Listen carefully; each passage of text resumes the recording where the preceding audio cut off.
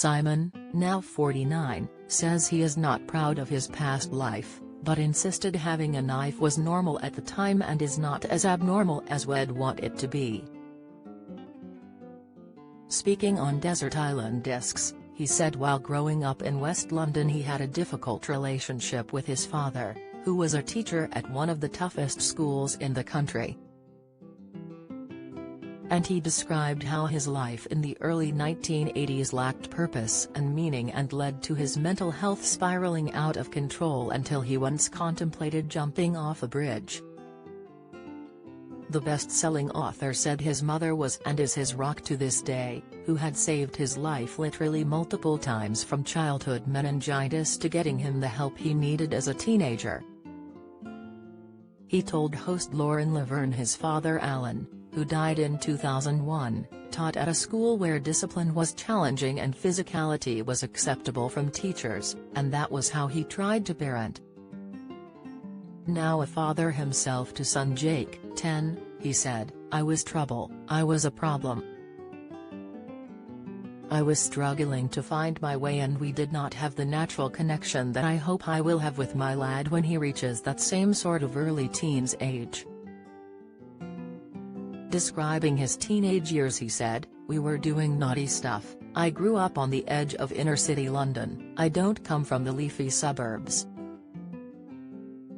I was carrying a knife by the time I was 12 or 13. It was not abnormal for the time, I think it is still not as abnormal as we would want it to be." What is happening where you live? Find out by adding your postcode or visit in your area. I am not proud of the things I did or saw or what the people I knew were up to. I knew what I was doing was wrong. I got away with lots and then my mental health just went. I lost my confidence, I lost my way, and by the time it got to proper exams and schooling I was in a terrible state. He said, "I couldn't face life, existence. I found myself on the edge of a bridge, but I stepped back in every possible sense. I was on the wrong side of the railings, I climbed back and I cannot fully explain why.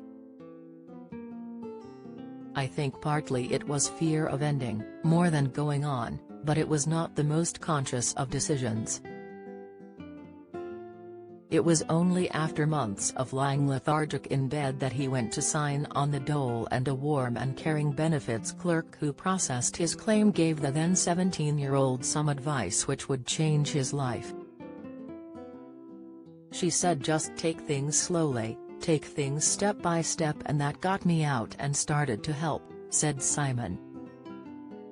This led to a job in the post room of the Sunday Times which kick-started his journalism career. By 9/11 he was sought out as one of the few to have written about Osama bin Laden and Al-Qaeda.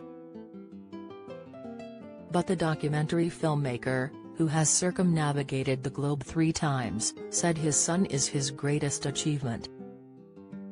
Simon said, "No adventure, no encounter, no experience I have had anywhere, nothing comes close to the emotion and the joy and the purpose and meaning I've had from that little lad popping out and then attempting to raise him the best possible way."